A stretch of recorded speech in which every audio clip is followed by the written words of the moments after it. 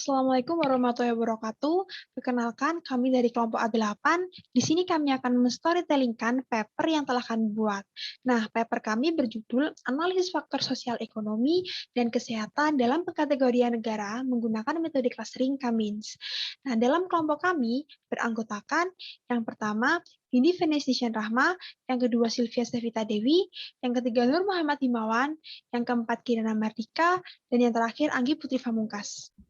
Adapun alasan kami membahas topik ini adalah di akhir tahun 2019 dunia dihebohkan dengan kasus COVID-19. Virus ini sudah menyebar dan berdampak bagi perekonomian negara-negara di dunia. Kondisi ekonomi beberapa negara saat ini mengalami perlambatan akibat adanya COVID-19. Hal ini disebabkan karena adanya perlambatan pada investasi domestik, ekspor, dan impor. Karena dampak krisis sosial, ekonomi, dan kesehatan yang dirasakan oleh tiap negara berbeda, maka timbul pertanyaan, bagaimana cara membantu organisasi HELP internasional menentukan negara yang paling membutuhkan untuk dibantu jika dilihat dari faktor sosial, ekonomi, dan kesehatan. Adapun tujuan yang ingin kami capai adalah mengelompokkan negara-negara di dunia berdasarkan faktor sosial, ekonomi, dan kesehatan, yang menentukan pembangunan negara secara keseluruhan dan membantu dalam memilih negara mana yang paling membutuhkan. Sebelum ke metode dan pembahasan, alangkah baiknya kita mengetahui apa itu clustering dan Cummins. Clustering menurut Widodo adalah sebuah metode yang digunakan untuk membagi rangkaian data menjadi beberapa kelompok berdasarkan kesamaan-kesamaan yang telah ditentukan sebelumnya. Sementara Cummins merupakan salah satu dari metode clustering non-hierarki yang dimana berusaha mempartisi data yang ada ke dalam bentuk satu atau lebih cluster atau kelompok sehingga data yang memiliki karakteristik yang sama akan dikelompokkan dalam satu cluster yang sama. Metode yang kami gunakan adalah metode eksplorasi data analisis yang berfungsi untuk melakukan eksplorasi data serta proses untuk memahami data yang akan digunakan dan diolah. Lalu menggunakan metode clustering Cummins yang akan digunakan untuk mengelompokkan data ke dalam bentuk dua atau lebih kelompok. Tujuannya yaitu untuk meminimalkan variasi-variasi dalam satu kelompok dan memaksimalkan variasi-variasi antar kelompok. Berikut merupakan gambar dataset yang akan kami gunakan untuk dianalisis. Dataset tersebut diambil dari website Kaggle, di mana memuat daftar 167 negara di dalamnya. Nah, berikut merupakan density plot dan box plot yang digunakan untuk menganalisa sebaran data. Berdasarkan faktor kesehatan, terdapat variabel kesehatan yang dianalisa. Gambar tersebut menunjukkan squamous bernilai positif. Ini menandakan bahwa banyak negara yang memiliki nilai kesehatan di bawah rata-rata. Selanjutnya, variabel harapan hidup. Gambar tersebut menunjukkan squamous bernilai negatif, yang memiliki arti bahwa sebagian besar negara memiliki nilai harapan hidup yang cukup tinggi.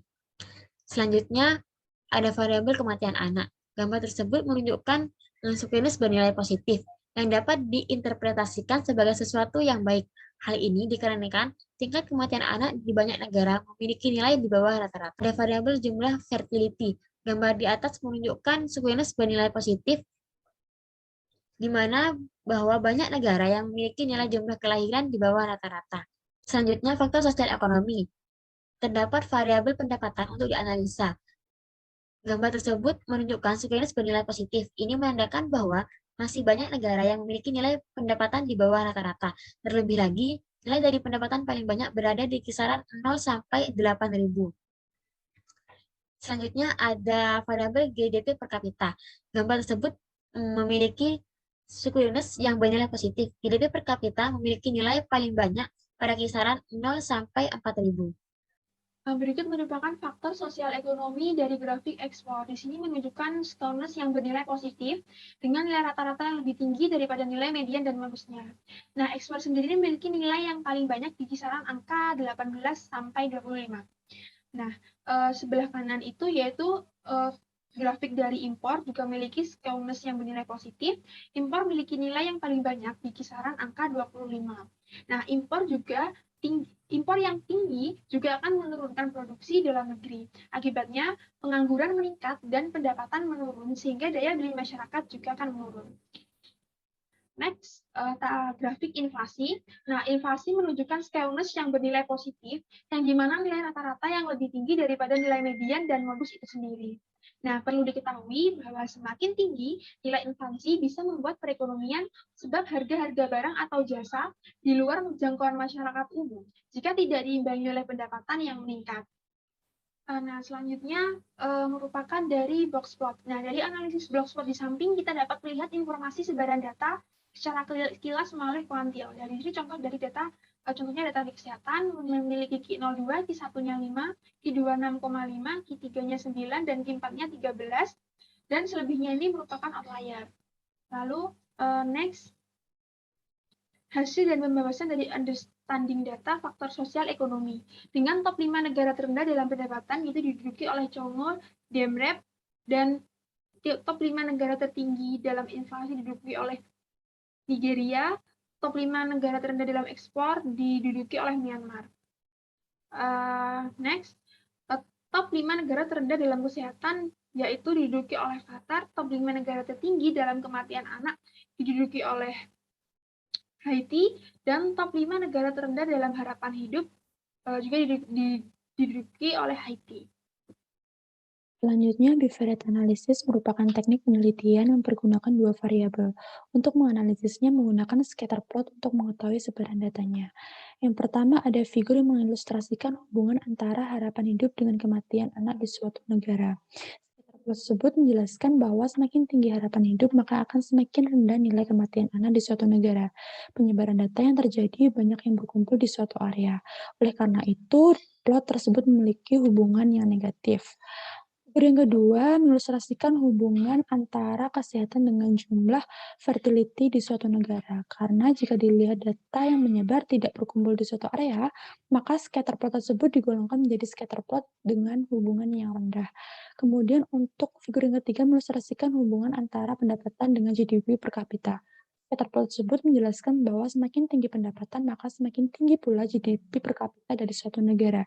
Penyebaran data yang terjadi banyak berkumpul di suatu area dengan nilai pendapatan dan GDP per kapita yang rendah. Oleh karena itu, dapat disimpulkan bahwa plot tersebut memiliki hubungan yang positif. Yang terakhir, figur yang keempat mengilustrasikan hubungan antara impor dan ekspor. Jika dilihat scatter plot tersebut menunjukkan data yang terkumpul di suatu area dengan nilai ekspor dan impor yang rendah sampai sedang. Oleh karena itu, scatter plot tersebut memiliki hubungan yang rendah. Ini kita lewati saja. Kemudian, multivariate analysis merupakan teknik penelitian yang lebih kompleks dan digunakan bila terdapat lebih dari dua variabel. Untuk menganalisanya menggunakan pair plot untuk mengeksplorasi hubungan antar data multidimensi dan juga melihat pair plot secara berpasangan. Kemudian ada hand map. Berdasarkan hand map ini dapat dilihat bahwa antara pendapatan dengan GDP per kapita memiliki korelasi yang paling tinggi dengan nilai 0,9. Disusul dengan kematian anak dengan jumlah fertility dengan nilai 0,85. Oleh karena itu, kami memutuskan menganalisa variabel-variabel tersebut lebih lanjut. Nah, sekarang kita akan masuk ke dalam hasil dan pembahasan, di mana untuk menganalisis dari segi faktor sosial ekonomi, kita akan melakukan clustering berdasarkan variabel dari pendapatan dan GDP per kapita dari masing-masing negara.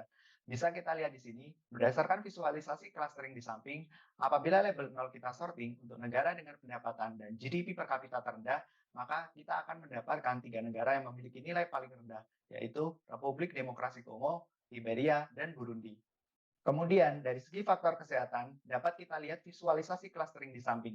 Tabel 2, kita sorting untuk mendapatkan data negara dengan tingkat kematian anak tertinggi dan jumlah fertility terendah, yang hasilnya dapat kita lihat pada tabel di samping, di mana Haiti menempati urutan pertama, yang artinya Haiti merupakan negara dengan kondisi kesehatan terburuk di antara negara-negara lainnya. Nah, dari data hasil clustering yang kita dapatkan, kita dapat menyimpulkan bahwa sebenarnya negara dengan kondisi ekonomi dan kesehatan terendah ternyata banyak tersebar di kawasan benua Afrika, di mana ada satu negara yang muncul berulang kali dalam hasil proses clustering, baik dari faktor kesehatan maupun faktor sosial ekonomi. Negara tersebut adalah Republik Demokrasi Kongo, di mana negara ini menempati posisi terendah terkait pendapatan dengan nilainya yang hanya sebesar 609 jika dibandingkan dengan rata-rata seluruh negara yang mempunyai nilai sebesar 17.144. Selain itu, negara ini juga menempati posisi ketiga terendah terkait GDP per kapita dengan nilainya yang hanya sebesar 334. Berkaitan dengan faktor kesehatan, negara ini juga menempati posisi 10 besar, dan hal ini sedikit memprihatinkan karena angka kematian anak yang bisa dibilang cukup tinggi, tetapi memiliki jumlah fertility yang tidak terlalu besar. Republik Demokrasi Kongo memiliki nilai kematian anak sebesar 116, di mana rata-rata dari seluruh negara hanya bernilai 38. Dan tentunya nilai ini bukanlah sesuatu yang baik, karena nilai kematian anak tidak diikuti dengan jumlah fertility yang tinggi, di mana negara ini hanya mempunyai nilai fertility sebesar 6,54. Sekian presentasi dari kelompok kami ucapkan terima kasih.